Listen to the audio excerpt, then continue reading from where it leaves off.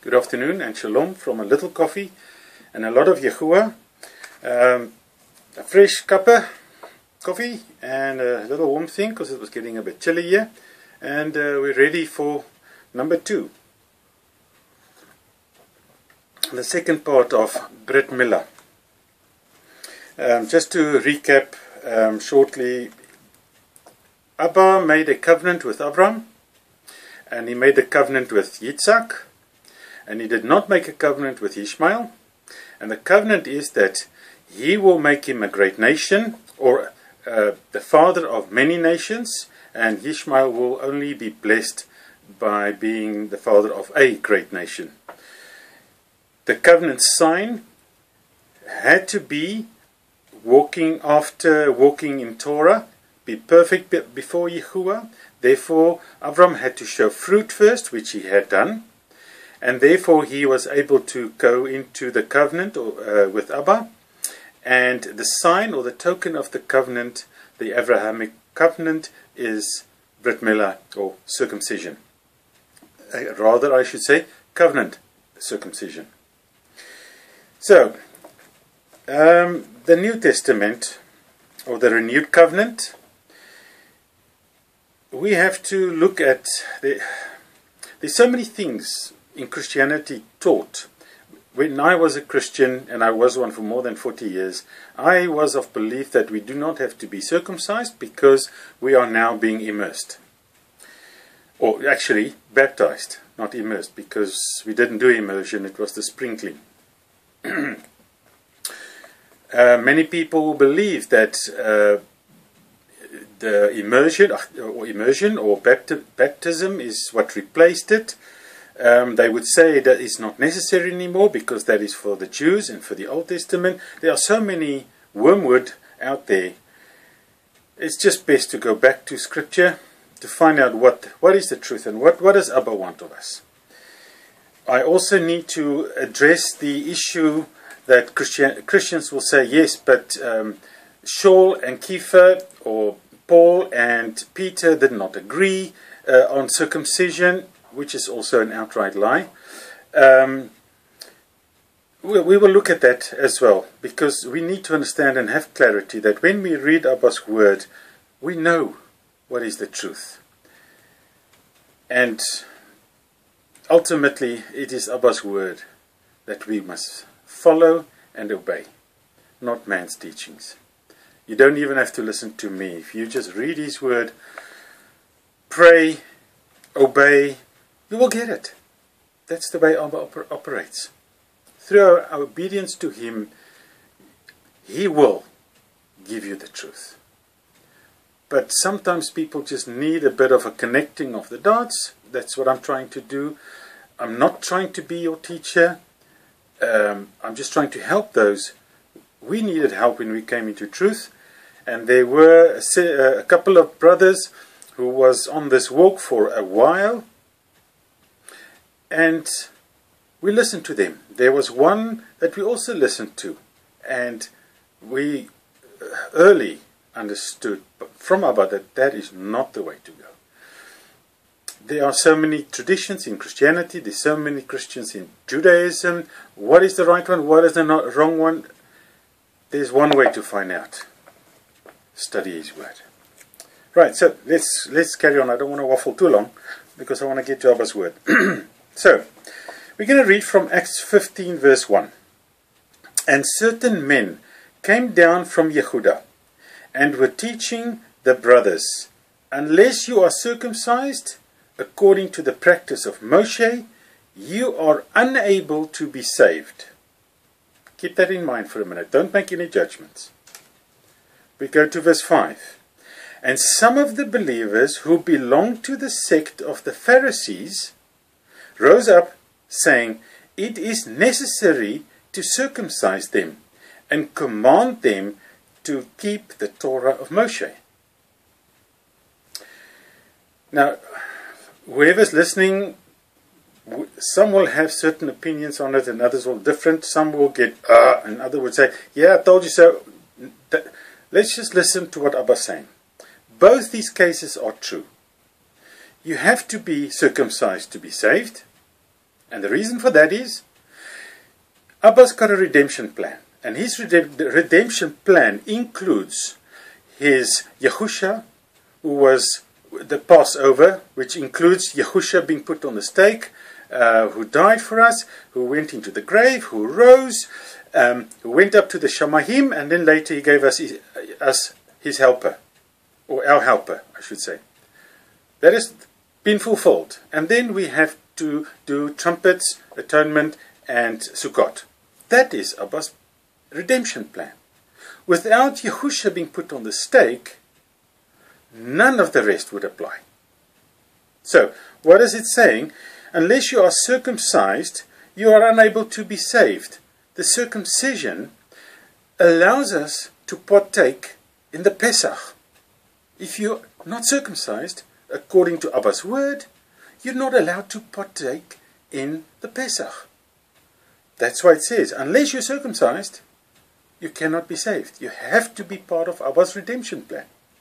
The second one says, the Pharisees said that it is necessary to circumcise them for that reason that we just discussed, and command them to keep the Torah of Mosheh. Right?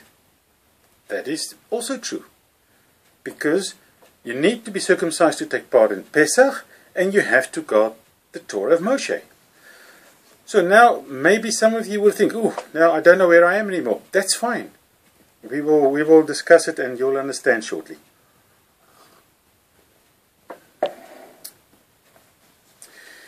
I just made a note here and I'll just read it. Both cases are true to be part of Yahuwah's redemption plan. You must keep Torah and Brit Milah. The question here in Acts 15 is not whether to circumcise, but when to circumcise. That is the issue. Right. Again, we're going to read from Acts 15 verse 24. And again, there was a translation error that causes a problem. Let's see what it is. And I'm showing this to you so that you'll understand it. If you are reading this, there's a reason why you won't understand or not get the message. And I'll show you what it is. Here in verse 24, 15 verse 24. Since we have heard that some who went out from us have troubled you with words, unsettling your lives, to whom we gave no command. What words? I'll read it again. It says, since we have heard that some who went out from us have troubled you with words, unsettling your lives, to whom we gave no command. What words? Let's read from the Restoration Scriptures. For as much as we have heard that certain that which went out from us have troubled you with words, subverting your beings, saying, you must receive Brit Milah first, and keep the Torah immediately, to whom we gave no such command. There are the words. What caused them the trouble? Or that unsettled them? The words, you must receive Brit Milah, covenant circumcision, first, and keep the Torah immediately. Those words, they didn't say. Now, Shaul promoted circumcision. Shaul promoted covenant circumcision. But he wanted to see fruits first. And that's when I said in the previous session, I will say this again. Avraham, Abba said, be perfect. And then he commanded him to Brit Milah. This is what Shaul is saying. Brit Milah first.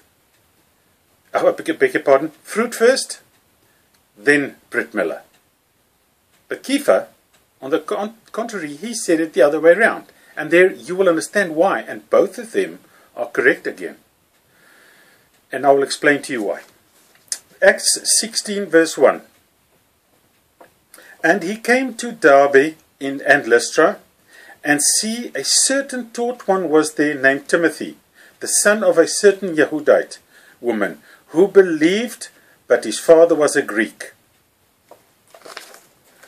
Act 16 verse 3, Shaul, which is Paul, wished to have this one go with him, and he took him and circumcised him because of the Yahudim who were in those places, for they all knew that his father was Greek.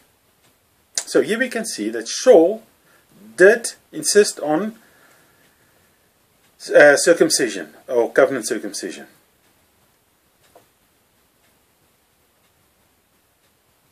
Now, another thing that I did not mention earlier, which I could, is the confusion of circumcision of the heart. Christianity believes that you do not need physical circumcision, but you will need circumcision of the heart. That is false as well, and you will understand as we move along. We read in Romans 2 verse 29. Let me just get something for my throat. But a Yehudite is he who is so inwardly, and circumcision is that of the heart, in spirit, not literally, whose praise is not from men, but from Elohim. Circumcision of the heart means that Yahuah is living in you, and you have no part in the world. That is the crux of the whole matter of the circumcision of the heart, is that renewing of your mind. It says in Deuteronomy 10 verse 16, and you shall circumcise the foreskin of your heart, and harden your neck no more. We know the heart does not have a foreskin. So what does it mean? It means that you have to take something from your heart. You need to take something away to make it pure and clean. Okay? And what is that? Is that where it says, harden your neck no more. That is what causes the problem. It's the traditions, it's the falsehood, it's the wormwood that we're following that darkens our heart, that makes the clear water murky, and you can't find your way anymore. That drawing that I had initially, that picture with all the faces, you have to find the truth. Where's the face? Where's the one sad face? You couldn't find it because there's so much, there's so many of it. And you lose your way. And that's why Scripture says, we must be pure. Keep our path narrow.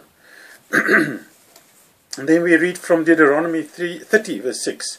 And Yahuah your Elohim, listen to this, and Yahuah your Elohim shall circumcise your heart, and the heart of the seed, of your seed, to love Yahuah your Elohim with all your heart, and with all your being, so that you might live. This demands obedience. Obedience is the highest form of worship, and it is beautiful. Let's read from Ezekiel 36, 26 and 27. And I shall give you a new heart. This is so beautiful what Abba is saying. If you obey, this is what Abba will do. He says, I shall give you a new heart, and put a new spirit within you. And I shall take the heart of stone from out of your flesh. Circumcision of the heart. And I shall give you a heart of flesh, and put my spirit within you. And I shall cause you to walk in my laws, and guard my right rulings, and shall do them. Christianity says it is impossible to be without sin. That is a lie. Because if Yahuah lives in you, you obey him, he will cause you to walk in his laws and guard his right rulings. He will cause it. He will make it work. It's not our strength. It's the strength of our Heavenly Father that will make it possible. The renewing of the mind. Really important. Listen to Romans 12, 1 and 2. And I call upon you, therefore, brothers, through the compassion of Elohim, to present your bodies a living offering. That means you give yourself totally to Abba.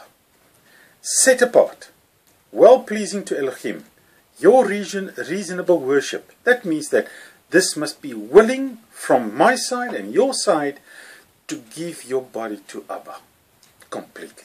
Not hold back. Oh, I like this, I want to hold on to this. Oh, I want to hold it. No, you give yourself totally to Abba. If you've done that, and do not be conformed to this world, but be transformed by the renewing of your mind, so that you prove what is good and well-pleasing and perfect desire of Elohim. This is the bit where Abba says, and put my, Ezekiel 36 verse 27, and put my spirit within you, and I shall cause you to walk in my laws and guard my right rulings, and shall do them. Spot on. Perfect. Isn't that awesome? Having circumcision of the flesh, but not of the heart, that means nothing. It is called, as a Hebrew word, akrobastia. The term akrobastia helps us with a misunderstanding. It means tossed away foreskin. Those who are circumcised and have fallen from the truth. After Shaul came to truth, okay, just picture this now. After Yahuah spoke to Shaul, when he was persecuting the Nazarene, he said to him, it's hard to kick against the prods. What is the words? But anyway, when Yahuah spoke to him from the Shamayim, he spoke to him in Hebrew. And at that point, Shaul realized, when he was blinded, that he got it wrong. He was an Orthodox Jew. He kept Torah. He understood everything that Yahuah taught, except that the Messiah has come. And those who wanted to walk after Yahuah were the ones that he persecuted. And that is when he realized he became akrobastia, because he did not walk in the truth. He was circumcised as a Jew boy, or a Yahudite boy, but he followed falsehood, walking after the teachings of the Pharisees and the scribes. And he became akrobastia. And this is the reason why we looked at, again, Avraham's life. He had to prove himself, and then receive the Brit Milah to get understanding. Right, let's go back to the picture of Kepha and Shaul. Kepha, or Peter, was the one who would be preaching and talking to the Jews, or the Yahudim. And those, the Yahudim, were circumcised at 8 days. And then they had to receive the truth, the word of Yahuah. So they have been circumcised, and then they received the Besorah, the truth of Yahuah. On the other hand, Shaul, he was the one who went to the nations, to the dispersed of Yahuah. Remember that they were at that time, the lost tribes were scattered. And he was the one who went out to the nations. Many of them might have been circumcised, and many of them weren't. And therefore, walking in the traditions and the falsehood of man, they wanted to come back to the truth. But Shaul said, like it was in the time with Avram, he wanted to see the fruit first, then they will receive Brit Milah. And that was the discrepancy that man, or the Christianity, now say that the one says it is and the other one says it is. And there was no difference and no argument about Brit Milah, but about when they should be circumcised. That was the issue. So let's look at that in the scriptures. I'll just read this to you. Both Kepha and Shaul argued with for Brit Milah. Shaul wanted to see the fruits of the faith first, because he was the one who taught nations, the Ephraimites who were scattered. And they had to be Torah obedient first in order to receive Brit Milah, like Avraham and the Israelites before they entered into the promised land. That's why Abba gave us that example. Kepha, on the other hand, spoke to the Yahudim, those who, not walking in the way of Yahuah, they were already circumcised and therefore had to be circumcised of the heart, not circumcised. Not circumcised of the heart in place of Brit Milah. Right. I ask you to really pay attention, because this is where confusion tends to come in. From Galatians 2, verse 7. I want you to just think for a minute that Galatians means, in Hebrew it is Galutia, and that means dispersed of Yah. So it is the scattered nations that they're talking about here. Verse 7. On the contrary, when they saw that the good news, or the Besorah, to the uncircumcised had been entrusted to me, Shaul, even as Kepha to the circumcised. Can you see? Shaul to the uncircumcised, and Kepha to the circumcised. Verse 8. For he who worked in Kepha to make him an emissary to the circumcised, the Yahudim, also worked in me, that is Shaul, for the Gentiles, or the nations. Can you see they covered different people that they were working with. Verse 9. So when Yaakov, Kepha, and Yohanan, the three together, who seemed to be supports, came to know the favor that had been given to me, that's Shaul, they gave me and Barnabas the right hand of fellowship, in order that we, that is Shaul and Barnabas, go to the Gentiles, which are the nations or the scattered, and they, Kepha, to the circumcised. So it's actually very clear. Kepha, Yahudim, Shaul, the nations, the scattered. And let's read now from Galatians 5, verse 2, verse 3, verse 5, and verse 6. In verse 2, Shaul is saying that receiving Brit Milah before understanding and guarding the word of Yahuah, or Torah, Yahusha's sacrifice will mean nothing to you. It would be like somebody's never heard it before. Now, I don't want you to be very careful that you don't misunderstand it, because this is one of those verses that the Christians will twist to make you think that it's not necessary. See, I, Shaul, say to you that if you become circumcised, Messiah shall be of no use to you.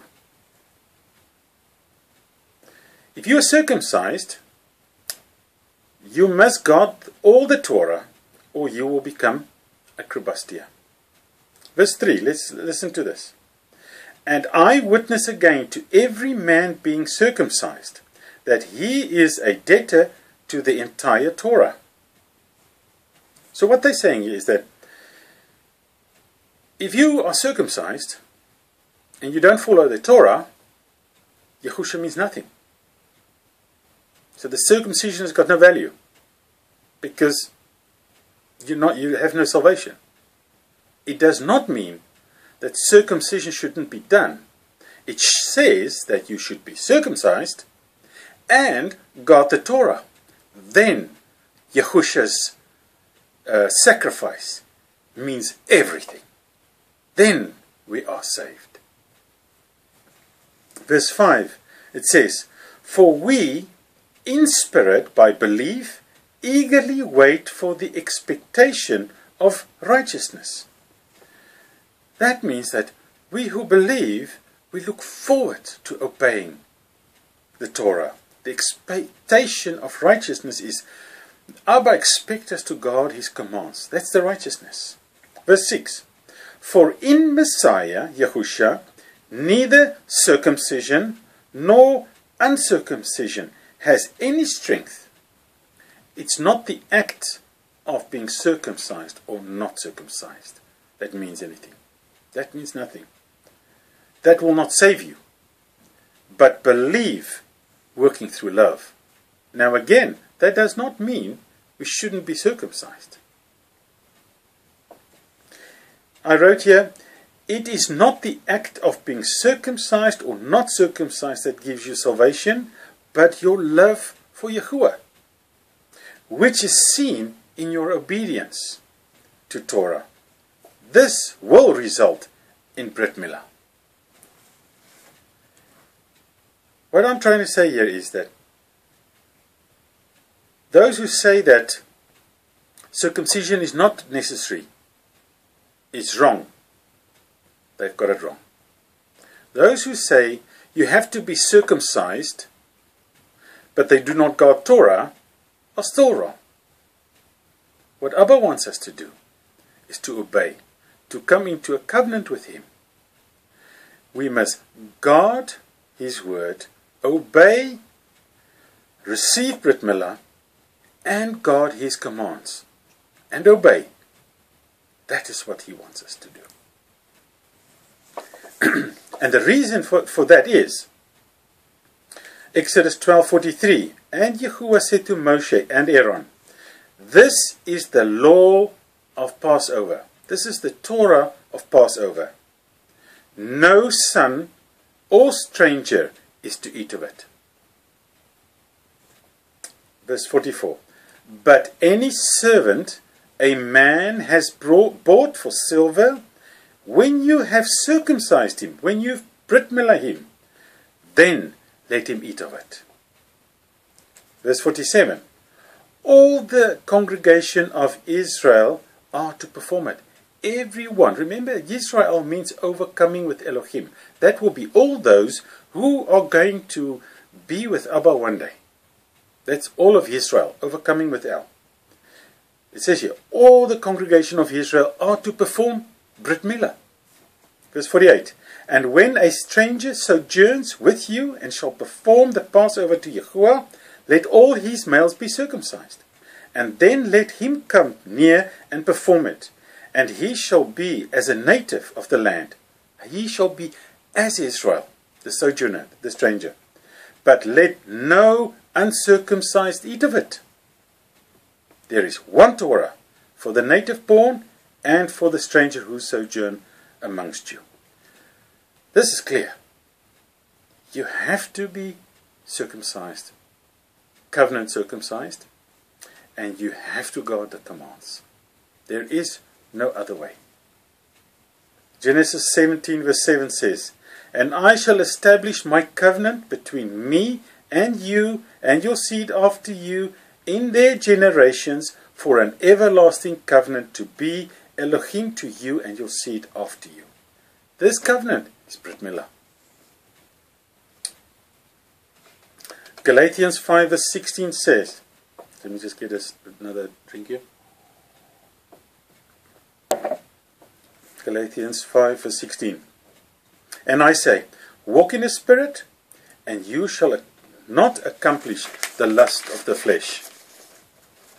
But if you are led by the Spirit, you are not under Torah. That's verse 18. When people will tell you that you are a legalist or you put yourself under Torah, you have to understand Torah only applies for the Torah breakers.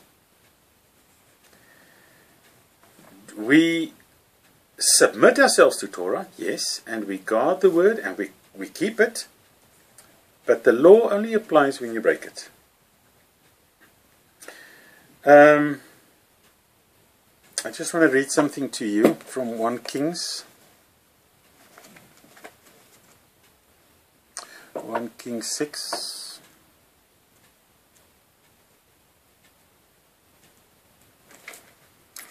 Verse 12 and 13.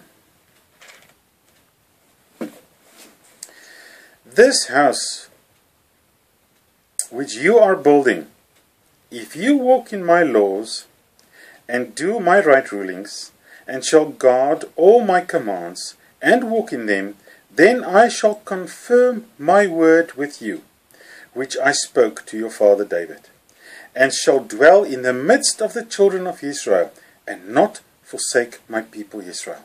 Isn't that beautiful? If we obey and guard His commands, He shall confirm His word with us. Wonderful. And He shall dwell in our midst. I also want to read to you from Revelation 16 verse 15. See, I come as a thief. Blessed is he who is staying awake. Those will be the ones watching, guarding his commands. So it says, blessed is he who is staying awake and guarding his commands, lest he walk naked and they see his shame.